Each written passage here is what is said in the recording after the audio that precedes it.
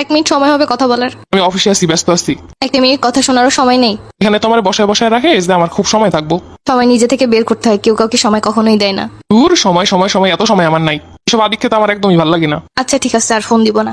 প্রিয় স্বামী, এক আকাশ পরিমাণ কষ্ট নিয়ে চলে যাচ্ছি। জানি না কেন এত অবহেলা তোমার কাছে। আমার সবটুকু দিয়ে তোমাকে ভালো রাখার চেষ্টা করেছি সব সময়। কোনো একদিন হয়তো সেটি বুঝতে পারবে। আমার জন্য হয়তো কোনোদিনও তোমার বিন্দু পরিমাণ ভালোবাসা ছিল না। যদি থাকতো তাহলে সবসময় এরকম আমাকে দূরে সরিয়ে দিতে না।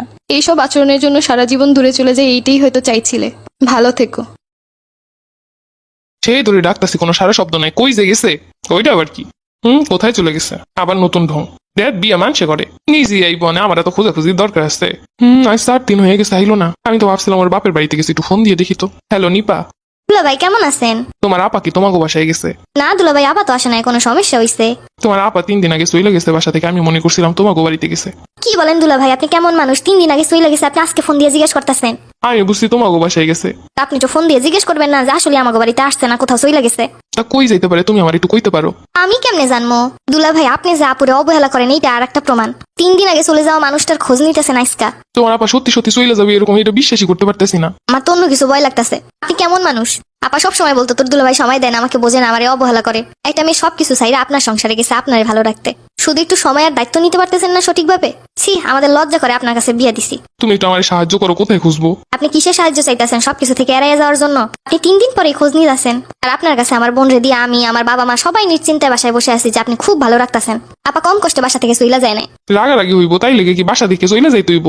আপা যদি আপনার কাছে ভালো থাকতো তাহলে তো আর চইলা যাইতো না। কি এমন করছি আমি চলে যাওয়ার মতো? আচ্ছা, আপনি যখন কিছু করেনি নাই চইলা যাওয়ার মতো, তাহলে আপারে খুঁজেন না। আমি খুঁজতেছি আমার আপারে। আর খুঁজা পাওয়ার পরে আপনার বাড়িতে কখনোই পাঠাইতাম না।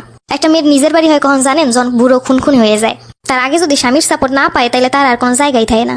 বাপের বাড়ি গেলেও কইব মানায় গোছাই নিতে হয়। মানুষজনের কটু কথার জন্য তো বাপের বাড়িতে এসেও শান্তি নাই। সেই সুযোগটা আপনার মতো পুরুষ মানুষই ব্যবহার করে। তোমার আপারে তো সবকিছুই দিতাছি, খাওন পরন। শুনেন দুলাভাই, আপনি যখন আমাকে বাড়িতে আহেন না, আপনার মাছের বড় মাথাটাই কিন্তু দেই। আপনি আসলে আপনার আপ্যায়নে কোনো কমতি রাখি না, কেন জানেন? কারণ আমাদের বাড়ির সোনার টুকরাটা আপনার কাছে দিছি, সে যেন ভালো থাকে। কিন্তু আপনারা তো তারা ব্যবহার করেন। আমাদের বাড়ির উৎকৃষ্ট যদি কোনো জিনিস থাকে সেইটা মনে হয় আপনার কাছে দিয়ে দিছি। শুধুমাত্র খান পরন দিলেই সংসার করে হয়ে গেল। আগের মানুষ থাকতো না, সংসার করতো না। ও আচ্ছা আচ্ছা, তাহলে আমার দাদি আছে, নিবেন নাকি? ও চাইবেন এই যুগের, অথচ আচরণ চাইবেন আগের যুগের, তা তৈব না। আচ্ছা, আপনি আরেকটা কথা কোন তো, আপনার কোনো জায়গা দিয়ে কমতি রাখছে আমার আপা? না, আমি কি কইছি এই কথা একবারও? তারপরেও তো আপনারা আপন করতে পারলো না। ও কি আর ফিরে আসবে না? আপনি তো ফিরে পাওয়ার যোগ্যই না। আপা ফিরে আসলো আপনার কাছে আর দিতাম না। কম কষ্ট একটা মেয়ে সবকিছু চাইলে চইলা যায় না। তুমি কি জানো তোমার আপা কোথায়? আমি জানলেও আপনার কইতাম না। আপার কোনোদিনও আপনার কাছে যাইব না, এটাই জানি। তোমার আপা তোমার কাছে আছে তাই না? তোমার আপার কাছে একটু দাও। না, আপা আমার কাছে নাই। যেই পরিমাণ কষ্ট আমার আপারে দিচ্ছেন না, সেই পরিমাণ কষ্ট এবার নিজে বুঝেন। একাকিত্বতা, অবহেলা যে কেমন একটা মানুষকে শেষ করে দেয় সেটা আপনিও অনুভব করেন।